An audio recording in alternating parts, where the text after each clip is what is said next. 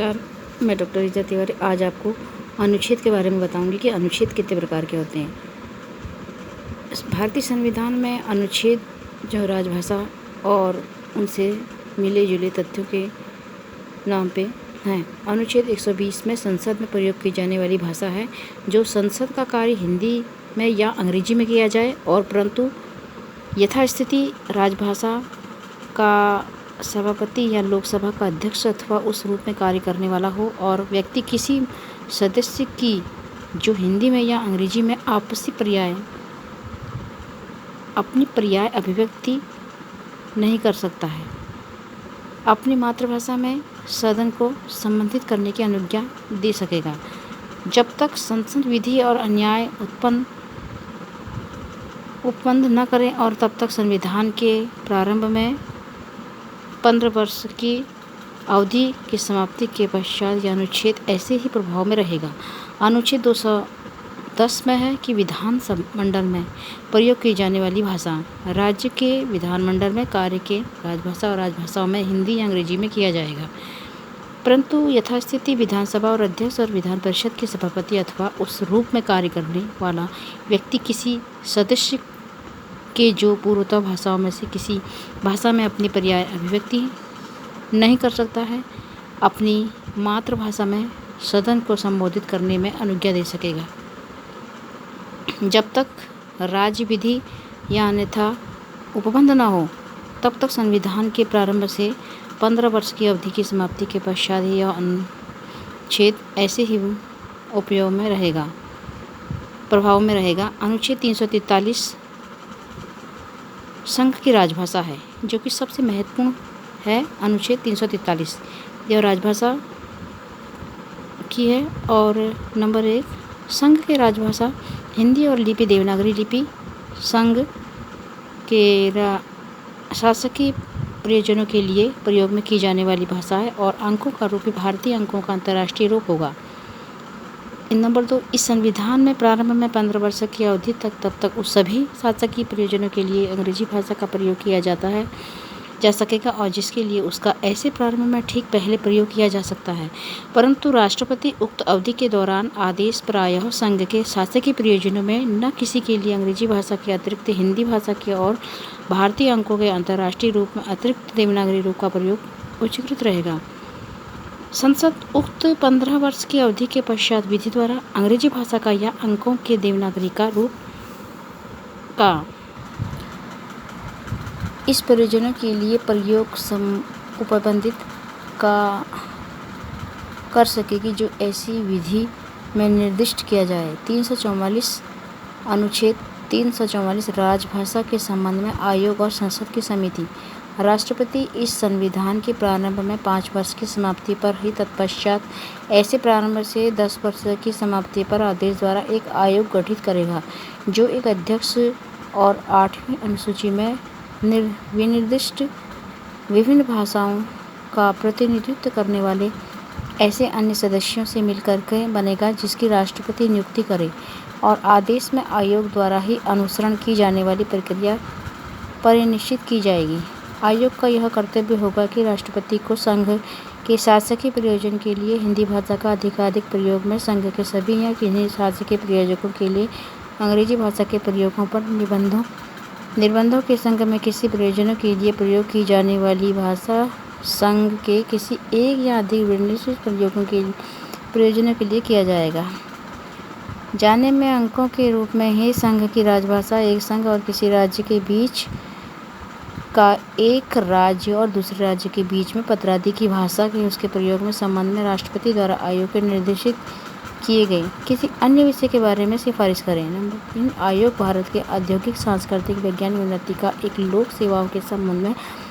अहिंदी भाषा क्षेत्रों में व्यक्तियों के न्याय संगत दावों में हितों का सम्यक ध्यान रखेगा। नंबर 4 एक समिति गठित की जाती है कि 3 सदस्यों को मिलकर बनेगी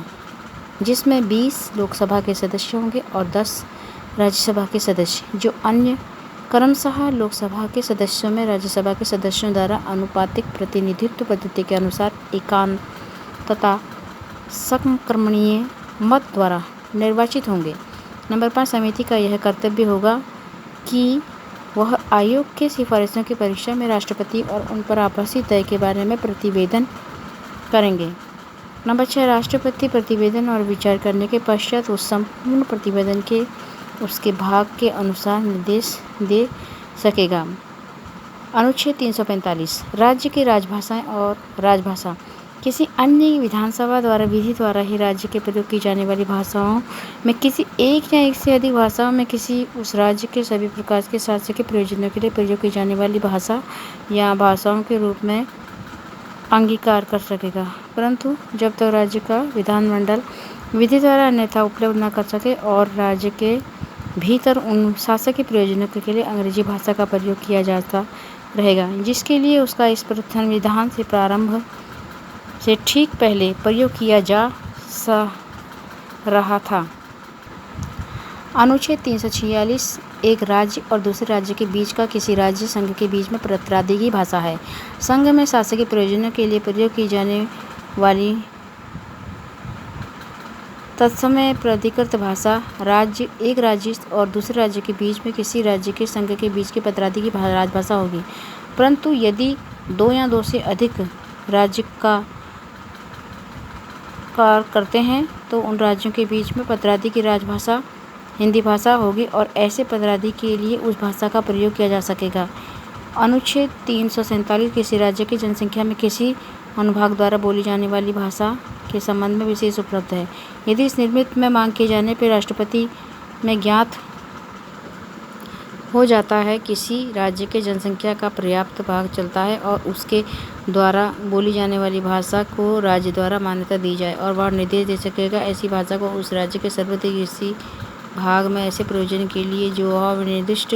करे शासकीय मान्यता दी जाए। अनुच्छेद 339 उच्चतम न्यायालय के उच्च न्यायालयों में से और अधिनियमों विधेयकों आदि के लिए प्रयोग की जाने वाला भाषा है। नंबर 1, जब तक संसद विधि द्वारा अन्यथा उपबंध न करे तब तक उच्चतम न्यायालय के प्रत्येक उच्च न्यायालय में सभी कार्यवाहियों के अंग्रेजी भाषा में होगी और संसद में प्रत्येक संसद या किसी राज्य के विधानमंडल के सदन का प्रत्येक सदन में पुनः स्थापित करने जाने से सभी विधेयकों और प्रस्तावित किए जाने वाले उनके संशोधनों के स्थापित किए जाने में विधेयकों या प्रस्तावित किए जाने में उनके संशोधनों के संसद या किसी राज्य के विधानमंडल द्वारा पारित सभी अधिनियमों को और राष्ट्रपति की किसी राज्य में राज्यपाल और प्रतिस्थापित अध्यादेशों और इस संविधान के अधीन संसद के किसी राज्य के विधानमंडल के द्वारा बनाई की जाने वाली विधि के अधीन निकाले गए और बुलाए जाने के बनाए सभी आदेशों और नियमों विनियमों और विधियों के प्राधिकृत पाठ अंग्रेजी भाषा में होंगे। नंबर 2, किसी राज्य का राज्यपाल राष्ट्रपति को पूर्व सम्मति में उस उच्चतम न्यायालय की कार्यवाहियों और जिसका मुख्य स्थान पर उस राज्य में है हिंदी भाषा का उस स्थान पर शासकीय प्रयोजनों के लिए प्रयोग की जाने वाली भाषा किसी अन्य भाषा का प्रयोग प्राधिकृत कर सकेगा। नंबर 3, जहाँ किसी राज्य के विधानमंडल में उस विधानमंडल में पुनः स्थापित विधेयकों और उसके द्वारा की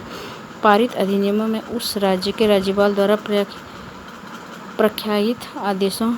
अध्यादेशों में अन्य किसी आदेश के विनियम में विधि के प्रयोग की जाने की अंग्रेजों के राजभाषा में भिन्न कई भाषा विहित है और वहाँ उस राज्य के राज्यपत्र में उस राज्य के राज्यपाल के प्राधिकार के प्रकाशित अंग्रेजी भाषा में उसका अनुवाद इस अनुच्छेद के अधीन उसका अंग्रेजी भाषा में प्राधिकृत पाठ समझा जाएगा। अनुच्छेद 349 राज्य भाषा के से संबंधित कुछ विधियां अधिनियमित करने के लिए विशेष प्रक्रिया है। उस संविधान में प्रारंभ से 15 वर्ष की अवधि के दौरान अनुच्छेद 339 के खंड 1 में उल्लिखित किसी प्रयोजन के लिए प्रयोग की जाने वाली भाषा उपबंध करने वाला कोई विधेयक या संशोधन संसद के किसी सदन के राष्ट्रपति किसी ऐसे विधेयक से पुनः स्थापित किया या किसी के संशोधन में प्रस्तावित किए जाने की मंजूरी गठित आयोग की सिफारिशों और उन पर विचार करने के लिए गठित समिति के प्रतिवेदन पर विचार करने के पश्चात ही देगा, अन्यथा नहीं। 350 अनुच्छेद 350 व्यथा के निवारण के लिए अभ्यावेदन में प्रयोग की जाने वाली भाषा है। प्रत्येक व्यक्ति किसी व्यथा के निवारण के लिए संघ या राज्य के किसी अधिकारी या प्राधिकारियों के यथास्थिति संघ में उस राज्य में प्रयोग की होने वाली किसी भाषा में अभ्यावेदन देने का हकदार होगा। 350 का क प्राथमिक स्तर और मातृभाषा की शिक्षा के लिए सुविधाएं हैं। प्रत्येक राज्य और उसके राज्य के भीतर प्रत्येक स्थानीय प्राधिकारों भाषाई अल्पसंख्यक वर्गों और बालकों की शिक्षा में प्राथमिक स्तर पर मातृभाषा की शिक्षा के पर्याप्त सुविधाओं की व्यवस्था करने का प्रयास करेगा और राष्ट्रपति किसी राज्य को ऐसे निर्देश दे सकेगा जो ऐसी सुविधाओं में उपलब्ध सुनिश्चित करने के लिए आवश्यक या उचित समझा जाता है। 350 का ख भाषी अल्पसंख्यक वर्गों के लिए विशेष अधिकारी। नंबर 1, भाषी अल्पसंख्यक वर्गों के लिए एक विशेष अधिकारी होगा जिसे राष्ट्रपति नियुक्त करेगा। नंबर 2, विशेष अधिकारी का कर्तव्य रहेगा कि वह संविधान के अधीन भाषी अल्पसंख्यकों वर्गों के लिए उपबंधन राज्य रक्षापायों में संबंधित सभी विषयों का अन्वेषण करे और उन विषयों के संबंध में ऐसे अंतरालों में या जो राष्ट्रपति निर्दिष्ट करे और राष्ट्रपति के प्रतिवेदन और राष्ट्रपति ऐसे सभी प्रतिवेदनों को संसद के प्रत्येक सदन के समक्ष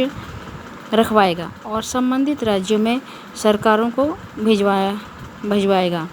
अनुच्छेद 351 हिंदी के विकास के लिए निर्देश। संघ का यह कर्तव्य होगा कि हिंदी भाषा का प्रसार बढ़ाए, उसका विकास करे और जिससे वह भारत में सामाजिक संस्कृति की सभी तत्वों की अभिव्यक्ति का माध्यम बन सके। उसकी प्रकृति में हस्तक्षेप किए बिना हिंदुस्तानी और 8वीं अनुसूची में विनिर्दिष्ट भारत की अन्य भाषाओं में प्रयुक्त रूप, शैली और पदों में आत्मसात करते हुए जहाँ किए बिना हिंदुस्तानी और 8वीं अनुसूची में विनिर्दिष्ट भारत में अन्य भाषाओं में प्रयुक्त रूप में शैली के पदों को आत्मसात करें और जहाँ आवश्यक और वांछनीय है वहाँ उसके शब्द भंडार के लिए मुख्यतः संस्कृत से अन्य भाषाओं से शब्द ग्रहण करते हुए उसकी समृद्धि सुनिश्चित करें। मैंने अभी आपको सभी अनुच्छेदों के बारे में बता दिया है। धन्यवाद। अब मैं इसके आगे आपको राजभाषा में प्रयोग की जाने वाली प्रकृति और उसके बारे में बताऊंगी।